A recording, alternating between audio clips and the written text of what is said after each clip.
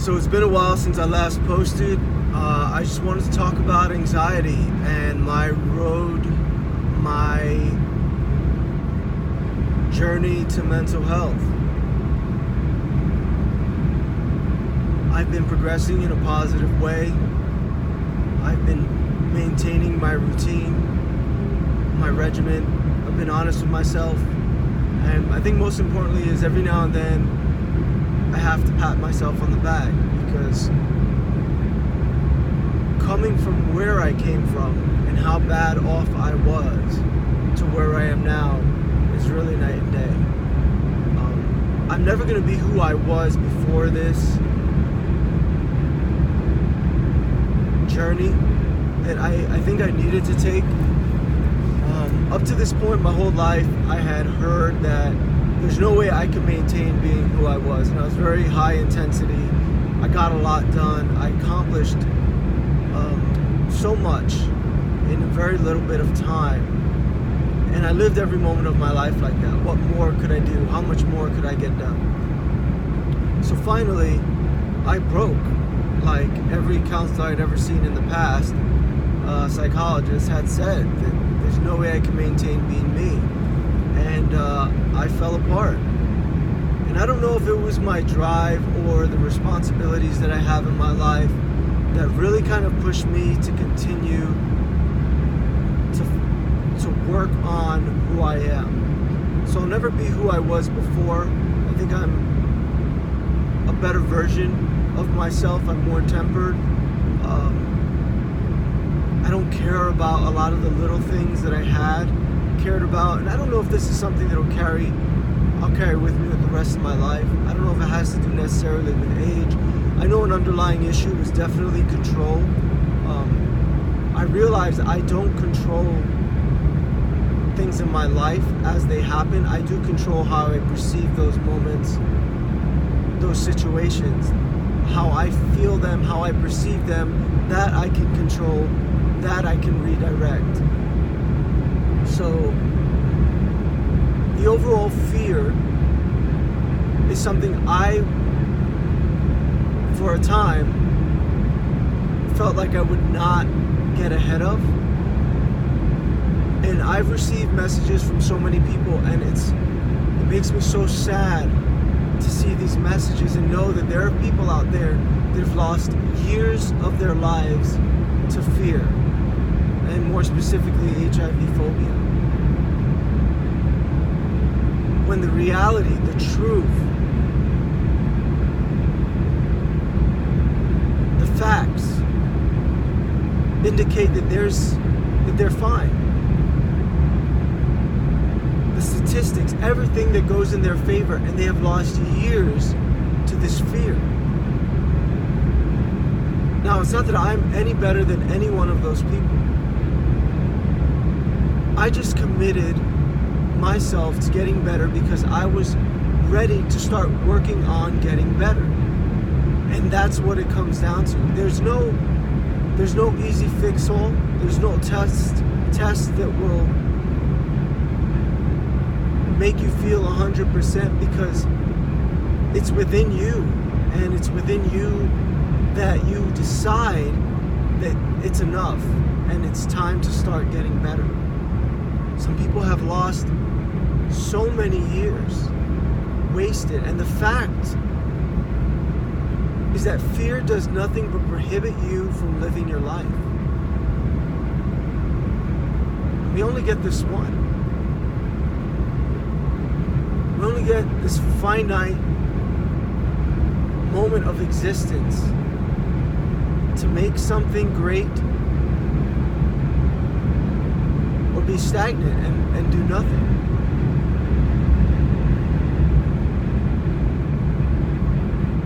You have to surround yourself with people that are positive, with thoughts and feelings that are positive. But when you're at your darkest, you feel nothing but alone. So it takes work. Like anything in life, it takes work, it takes effort, drive, desire to obtain.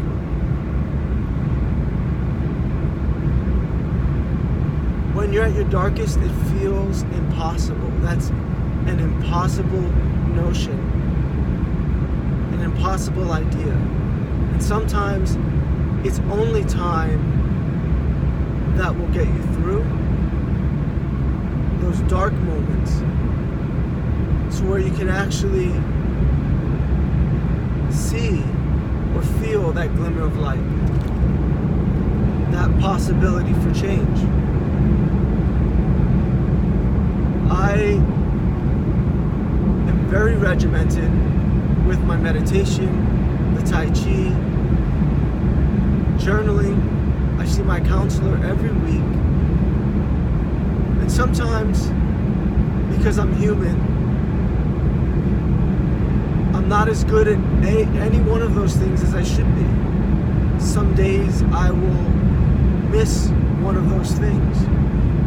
Some days I'll go to sleep later than I should. Some days I'll push myself harder than I should. And it's a constant evolution, a constant project, constantly working. And it doesn't mean that now after 6 months, I still don't debate whether or not I should go get another test. The CDC is very clear in the fact, in their statements. Anything after 90 days is conclusive.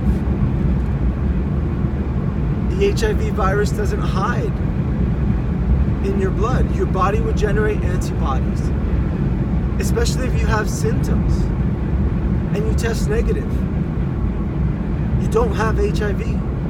But no matter how much I said it to someone who's living through this fear, no matter how many tests they've taken, and let me tell you, some of the folks that have reached out to me have taken hundreds of tests. That's not when the change starts. That's not when the healing starts. It starts when within yourself, you're ready to take that step. You're ready to take back your life. You're ready to regain who you are. And at some point, you've probably forgotten who that is. And that's okay. Because you don't need to come back as that same person. You don't need to be who you were before the fear. You want to be better than that person. You want to have grown from this, learned from what this has put you through.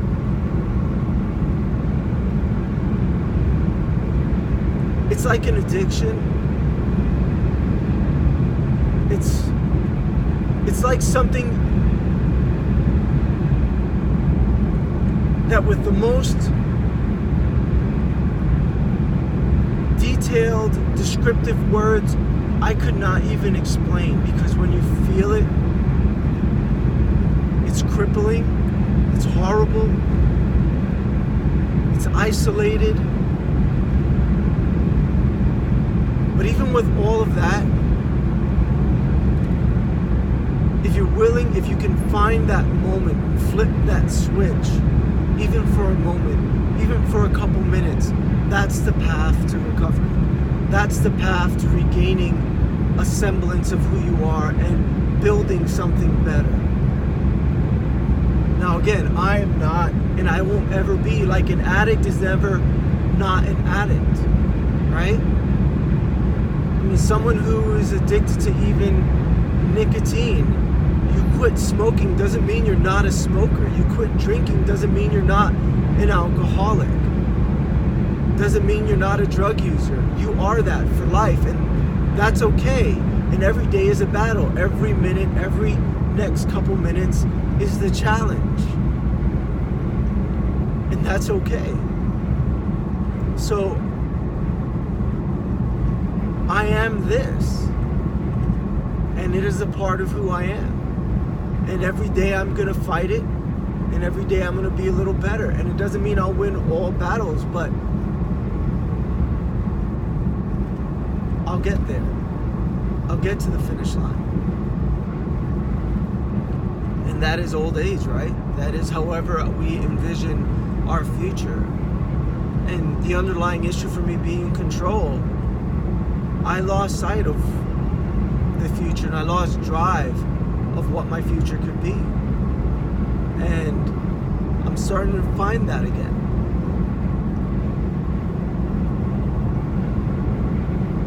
don't use this as a reason to stop living. You have to start finding reasons to live your life, because existing is not enough. Just existing is not, it's not enough. You deserve more than just existing. You really do. We all do. We all make mistakes. None of us are greater than God. And if God can forgive us, if you're faith-based, and if you're not, I think it even moves more towards the scales weigh more towards take advantage of this life, because if you're not faith-based, this is all you got, right? This is all you have, and what's the point of giving into the fear and the anxiety? Make every minute worth living. And that includes the darkness that comes with it. The darkness that we live with sometimes. The bad times. The darkness in our own mind. I'm probably messing up his name, but Khalil Gibran, he says, we can't, now this is not verbatim, but essentially this is what he's saying. You can't understand true happiness unless you know true despair. And for those of you suffering with anxiety and fear, you know true despair. You know the pain of it. Which means you can start appreciating the good things. You should start appreciating the peace. I can't tell you how many times, even when I'm at work, things will come up, and I'm like, I just don't give. I don't care. I don't give a shit. It doesn't matter. You know, meeting with the boss at this early, I don't care. Oh, you're gonna get written up for. I don't care. It doesn't mean I don't do my part, that I don't care about life. I just care about the things that matter in life more now than the little things that don't matter. You know, one day I'll leave my job and someone else will come in and do my job, and it'll be as though I didn't exist there. You know? At least for a couple generations, people may say, hey, remember that guy? And then that goes away one day. But where do I really live on forever? Where's my memory, the memory of me, really live on for generations to come in photos and videos? It's with my family.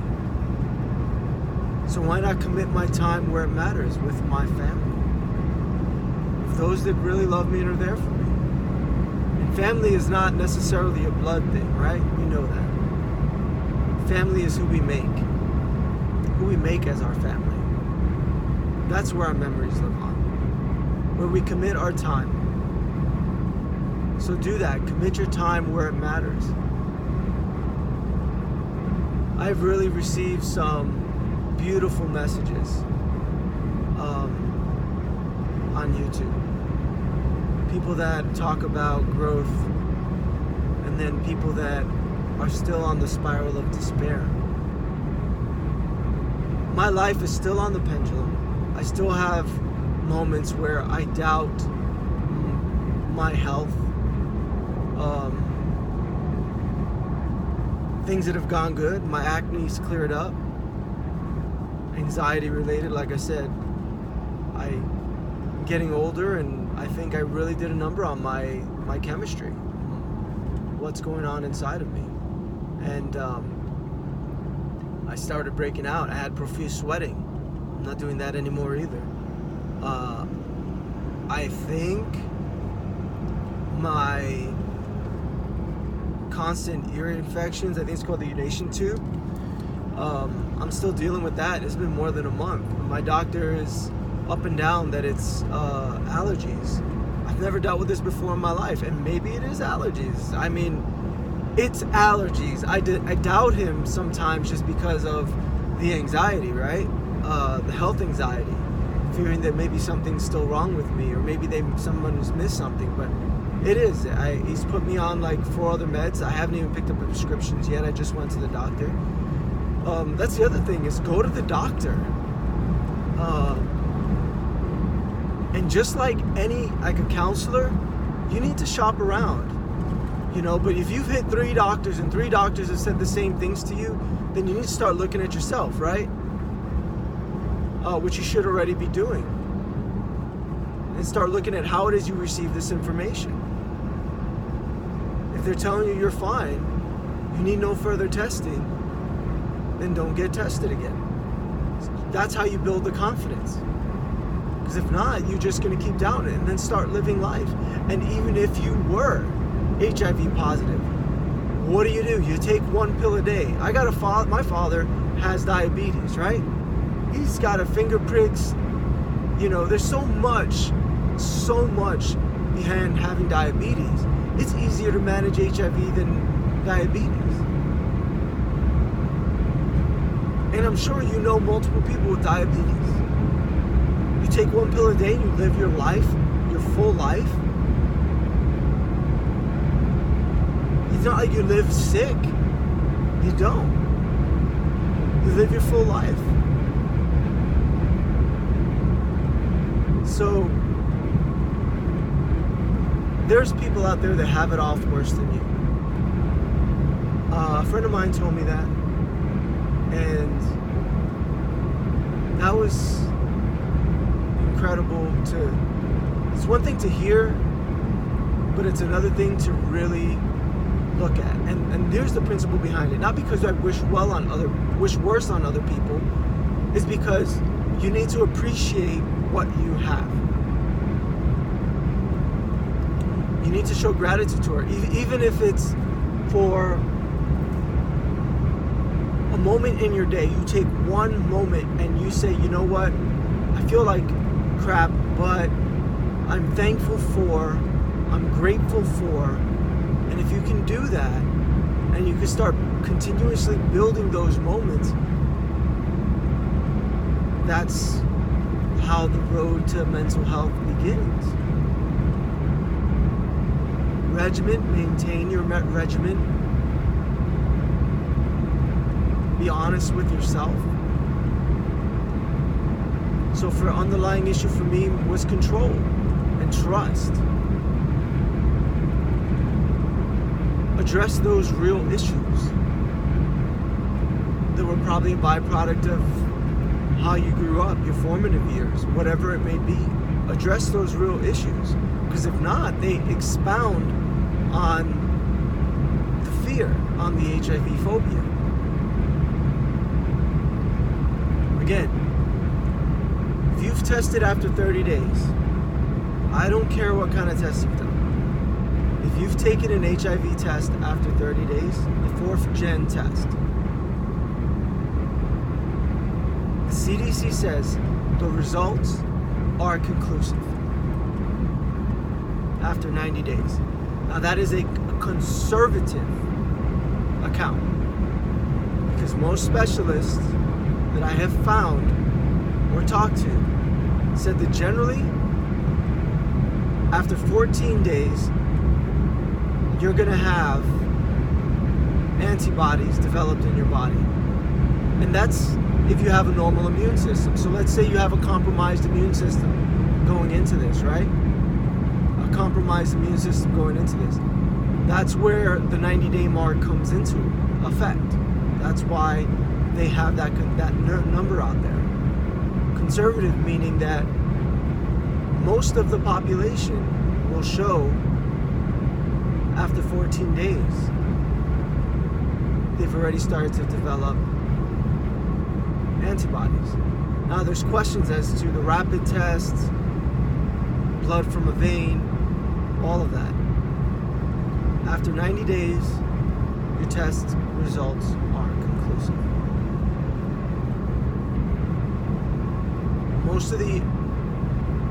when they talk about the percentages of accuracy. That's false positives. That's people getting false positives, not false negatives. The only way you get false negative is if you're within the window period. That's it. And the test hasn't picked up the antibodies yet because your body hasn't created them yet. That's what they're talking about. That's the only time you get a false negative. Those percentages have to do with false positives. Do the research yourself. Research the tests if you have any questions about that. There's a lot of information out there. Be sure that what you do research is current data, not anything old. In one of my other videos I talked about how the technician said, well, we have to test you at 6 months. And I'm like, where are you getting this information? It was from a 2003 publication. You gotta find out where the information they're receiving is coming from. Doctors, physicians, nurse practitioners are not dealing with these types of questions very often. They don't know. They just don't know. If you don't do it every day, you don't know. Anyone who has any job out there knows that what they do a lot, they're good at, and what they don't do a lot, they're not good at. It's not their fault, you know? If you're an electrician that has done nothing but wired outlets for 20 years, you can wire the hell out of an outlet. But if you don't know how to run the power from the box, it's nothing against you. You're an electrician still. You just haven't done it in 20 years. May need a refresher. May need to watch a YouTube video on this shit. I don't know. It's the same thing with medical professionals out there. They're specialists that know their shit. And there's ones that handle freaking boo-boos every day, you know, and put band-aids on stuff. That's what they're good at. That's okay. That's life, you know? I read all the messages I get. I pray for each and every one of you.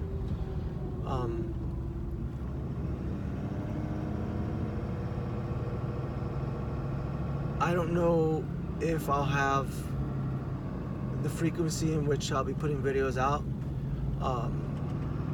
because although these help me, I know I'm helping other people. Sometimes it is a trigger for me, and it'll kind of set me back a little bit. I like the idea that I can help other people not feel alone, but and I'm not trying to be selfish, but I need to put me first, right? And you need to put you first. You need to take care of you. So sometimes we do that by taking care of others. It just depends on what it is. And this, I think, for me, is helpful. I'm glad I can help other people, but it can have, it can be an adverse problem for me as well. So, God bless and good luck. You're not alone. Thanks for watching.